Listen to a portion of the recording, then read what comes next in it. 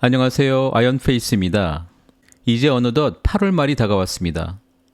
지난 파이투데이 이후에 7월부터는 KYC 유예 기간 6개월이 시행이 된 바가 있고, 이제 9월 말이면 KYC 진행 3개월 유예 기간이 1차로 마감이 될 예정입니다.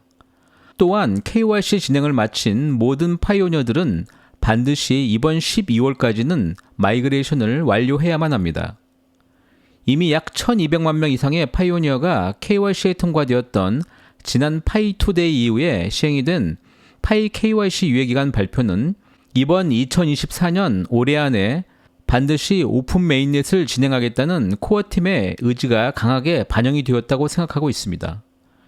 이와 같은 선상에서 오늘은 코어팀이 이번 8월 말 마지막 주에 발표하고 있는 파이어사이드 포럼 업데이트의 내용을 살펴보고자 합니다. 무엇보다 이번 발표 내용이 왜 파이코어 팀이 올해 2024년 오픈 메인넷을 진행하고자 하는 의지의 연장선상에서 있는지 저의 생각을 말씀드리고자 합니다. 이번 7월 이후에 암호화폐 시장에서 발생하고 있는 많은 시장 환경 요인 역시 오픈 메인넷 일정을 결정하는 주요 요소로 작동될 전망이어서 이제 9월부터는 파이 네트워크 역시 상당히 큰 변화가 진행이 될 것이라고 예상하면서 오늘 컨텐츠를 시작하도록 하겠습니다. 파이 네트워크는 이제 파이어사이드 포럼의 분산형 조정 기능에 대한 중요한 업데이트를 출시하고 그 공정성과 커뮤니티 참여를 더욱더 강화하고자 합니다. 이번 주요 개선 사항에는 개선된 모더레이션 보상, 그리고 개선된 모더레이션 알고리즘, 그리고 품질 관리를 보장하기 위한 모더레이터를 위한 시간 제한 프로모션 등이 포함이 됩니다. 사용자 환경 UI 혹은 UX 개선으로 파이어사이드 플랫폼이 더욱더 사용자 친화적으로 되었습니다. 이러한 변경 사항은 자립형 웹3 소셜 네트워크라는 그 비전에 맞추어서 더욱더 건강하고 책임감 있는 환경을 조성하도록 설계되었습니다.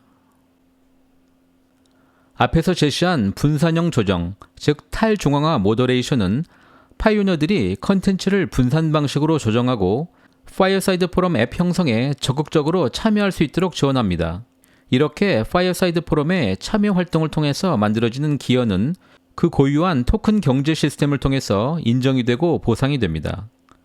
파이 네트워크의 진정한 분산형 소셜 네트워크인 파이어사이드 포럼은 블록체인 기술을 컨텐츠 조정에 통합하고 더욱더 많은 팔로워 그룹을 형성하고 커뮤니티 빌딩에 영향력을 행사하는 좋은 컨텐츠를 제공하는 실력주의의 기여 보상을 보장하며 참여자들을 책임지게 하는 보다 건강하고 의미 있는 온라인 환경을 만들어서 웹3 시대의 소셜 앱에 대한 새로운 표준을 제시하고자 하는 것입니다.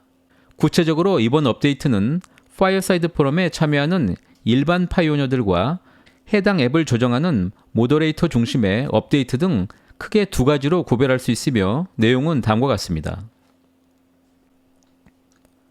먼저 일반 사용자들에게 적용이 되는 일반 업데이트의 내용을 살펴보도록 하겠습니다. 첫 번째, 사용자 인터페이스 개선의 내용입니다. 채널의 규칙에 대한 명확한 접근을 위해서 전용 채널 규칙 버튼과 함께 업데이트된 사용자 작업 가이드를 포함하여서 여러 UI, UX를 개선하여서 사용자들이 보다 쉽게 파이어사이드 포럼 앱을 이해하는 데 집중하게 됩니다. 이러한 변경사항은 앱을 보다 직관적이고 사용자 친화적으로 만드는 것을 목표로 하는 것입니다. 두 번째, 파이어사이드 포럼 소셜 프로필 통합 및 소프트 런칭입니다. 이것은 파이투데이 2024에서 발표된 것처럼 코어팀은 파이 소셜 프로필을 파이어사이드 포럼에 통합하고 커뮤니티 연결을 심화하고 상호 연결된 생태계를 구축하기 위한 노력을 계속하고자 하는 것입니다. 코어팀은 두 앱 간의 통합을 반복하고 개선하기 위해서 계속 노력을 진행하고자 합니다. 결국 이렇게 현재의 파이어사이드 포럼의 낮은 친숙도는 오픈 메인넷 이전에 파이오니어들이 직접 설정한 본인의 KYC 아이덴티티를 기반으로 하여서 많은 기존의 소셜 앱들과 연결되고 파일을 채굴하지 않고 있는 소셜 앱 사용자들에게 더욱더 쉽게 노출이 될 것입니다. 이번에는 파이어사이드 포럼의 중재자인 모더레이터를 중심으로 하는 모더레이션 관련 업데이트를 살펴보고자 합니다.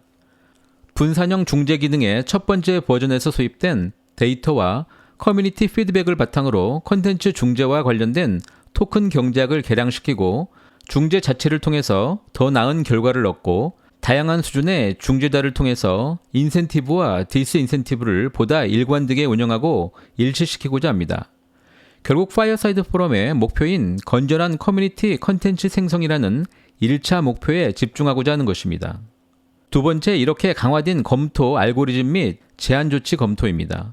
모더레이터들의 권한의 오용을 방지하고 그 공정성을 증진시키며 컨텐츠 품질을 개선하기 위해서 게시물 삭제를 제한하고 게시 빈도를 최적화하는 정교한 알고리즘과 새로운 제한 조치를 도입하고자 합니다. 세 번째, 이렇게 관리자들의 승격 시간 제한 관련입니다.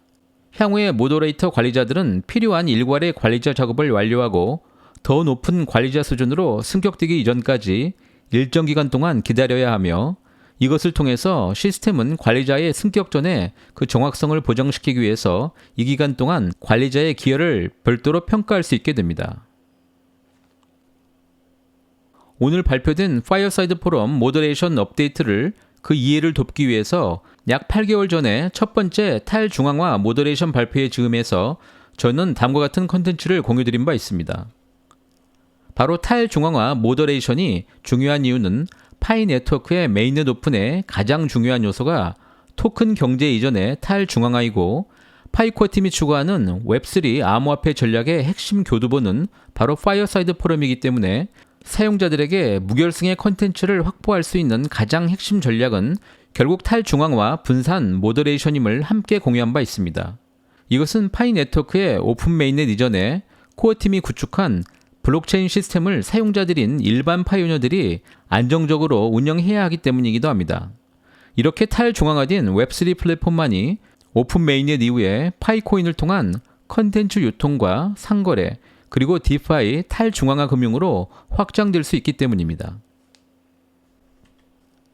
파이 웹3 플랫폼 파이어사이드 포럼을 통해서 발생하는 모든 거래, 컨텐츠 유통, 그리고 탈중앙화 금융 솔루션과의 연결은 이러한 탈중앙화 분산형 중재를 통해서 커뮤니티 표준을 위반하지 않고 지속적인 커뮤니티 모니터링을 통해서 파이코인 역시 암호화폐 세계와 기존 금융 안으로 침투하고 확장되며 또한 장기적인 성장 가치를 갖게 됩니다. 이렇게 파이코어 팀이 갖고 있는 장기적인 파이코인 밸류업 전략을 이해하게 된다면 이제 가장 중요한 것이 무엇인지 비로소 모든 파이오니어들은 이해하게 될 것입니다. 결국 오늘 이야기가 되고 있는 파이 네트워크에서 가장 큰 이슈가 되고 변할 수 없는 하나의 가치인 1인 1계정 KYC를 통해서 모든 채굴자들이 파이 소유권을 인정받게 되고, 그 소유권을 인정받은 파이는 파이 웹3 플랫폼을 통해서 본인의 책임과 분산형 모더레이션이라는 내부 장치를 통해서 매우 다양한 컨텐츠와 비즈니스 모델을 통해 암호화폐 세계에서 확장이 될 것입니다. 여러분들의 KYC를 기반으로 설정된 파이 소셜 프로필은 수많은 유틸리티를 제공받는 기초가 될 뿐만 아니라 파이 생태계 내에서 그 연결성을 확장시키고 상호작용하며 이제 곧 외부 소셜미디어로 강력하게 침투하고 확장되게 될 것입니다. 이것이 바로 파이 코어 팀이 갖고 있는 메인넷 오픈 전략의 핵심이라고 말할 수가 있습니다. 암호화폐 세계에서는 파이어사이드 포럼 외에도 이미 웹3 소셜 앱을 지향하는 수많은 앱들이 존재합니다. 개인 신원 인증 중심의 앱과 메시징, 컨텐츠 창출 등 매우 다양한 컨텐츠를 기반으로 존재하고 있습니다. 이러한 웹3 소셜 플랫폼들이 실제로 돈을 버는 방법은 매우 다양하고 크게 다음 6가지 정도로 요약해 볼 수가 있겠습니다. 첫 번째, 브라우저를 켜놓기만 해도 해당 토큰으로 돈을 지불받는 방식이나 해당 플랫폼에서 진행이 되고 있는 게임을 통해서 수익을 얻는 P2E가 있습니다. 레딧이나 스팀이처럼 글을 써서 리워드를 받기도 하고 게임을 포함한 컨텐츠를 NFT화 시킬 수도 있습니다. 모더레이션 기능을 갖고 해당 웹3 플랫폼 커뮤니티의 운영을 통해서 보상을 받을 수도 있으며, 가장 중요한 스마트 스왑 솔루션과의 통합, 즉 디파이 모델을 웹3 플랫폼에서 실현할 수도 있습니다. 파이 네트워크가 오픈 메인넷 이후에 어떤 분야가 가장 유명하고 가치를 높일 수 있는 사업 모델인지는 아직은 잘 모르겠습니다. 다만 해당 모델은 모두 파이어사이드 포럼을 기반으로 진행이 될 것입니다. 그럼 이제 파이어사이드 포럼을 통해서 대변이 되는 파이의 웹3 플랫폼의 가장 큰 장점이 무엇인지 말씀드리고자 합니다. 앞에서 말씀드린 수많은 웹3 소셜 플랫폼과 비교하면 파이 네트워크가 갖고 있는 가장 큰 장점은 많은 사용자 기반 자체 코인인 파이코인에 기반이 있다는 것입니다. 이러한 장점을 기반으로 이해한다면 파이 네트워크의 오픈 메인넷이 진행이 된다고 해도 거래소에 상장이 되는 시기는 최소 3개월 이상은 필요할 것이라고 판단합니다. 다만 파이는 상장과 관계없이 구체적인 가치 혹은 가격이 기본 거래를 통해서 형성이 되고 있고, 파이어사이드 플랫폼을 통한 웹3 비즈니스 모델이 더욱더 구체화되면 거래소 상장을 통한 투자자들의 유입, 즉 금융기관이나 일반 투자자들의 유입 이전이라도 파이 웹3 플랫폼 비즈니스 모델을 통해서 신규 사용자, 즉 신규 채굴자들의 유입이 다른 소셜 미디어를 통해서 먼저 진행이 될 수도 있다고 예측이 가능합니다. 결국 상장 가치로 평가받을 수밖에 없는 일반적인 암호화폐와는 달리 파이 웹3 소셜 앱을 이해하는 더욱더 강력한 사용자 기반 암호화폐로서 이름을 먼저 알리고 또한 안정적인 가치 확보가 가능하다라고 예측해 볼 수가 있습니다. 지난 파이 투데이즈음에 약 1200만 명의 KYC에 도달한 이후에 8월 말 현재 약 615만 명이 마이그레이션이 진행이 되고 있습니다. 이제는 KYC 1500만 명 도달보다 여러 가지 요인으로 막혀있는 마이그레이션 스피드가 오픈 메인넷을 진행하기 위한 가장 중요한 요소로 판단하고 있습니다. 매우 개인적인 의견이긴 하지만 공교롭게도 1200만 명 KYC에 달성된 이후에 코어팀이 9월 말까지 KYC를 진행하고 12월 마이그레이션 등 6개월 유예 전략을 발표한 것으로 미루어 보아도 아마 KYC 자격을 갖춘 미진행자가 200만 명에서 최대 300만 명 수준일 것이라는 생각을 갖고 있었습니다. 물론 이 안에는 상당한 수의 미성년자와 KYC 진행 자체를 할 수 없는 많은 사연의 파이오니어들도 존재할 수가 있습니다. 그러면 9월 KYC 유예기간 종료 후에는 현재 검토 중인 많은 파이오니어들의 대규모 마이그레이션 진행과 함께 중국 지역의 KYC 증가가 있을 것이라고 예상하고 있습니다. 물론 지난주부터 상당한 수의 파이오니어들이 비밀번호 변경 등으로 일부는 서서히 해제 중인 것도 감지되고 있습니다. 또한 9월 이후에는 본격적으로 파이코어 팀이 2차 마이그레이션을 동시에 진행할 수 있습니다. 일주일 전에 파이코어 팀이 앱 대표 화면에 제시한 메인넷 오픈을 위한 지갑 보호 알림건도 그동안 파이코어 팀이 제시하였던 내용과 연장선상에 있기 때문입니다. 즉 자격을 갖춘 파이오니어들이 2차 마이그레이션을 받기 위한 가장 중요한 요인은 본인의 지갑 안정성이라는 것과 본인들의 레퍼럴 KYC에 대한 점검이 필요하다는 메시지 역시 이제 곧 2차 마이그레이션도 진행이 될 것임을 암시한다고 판단하고 있습니다.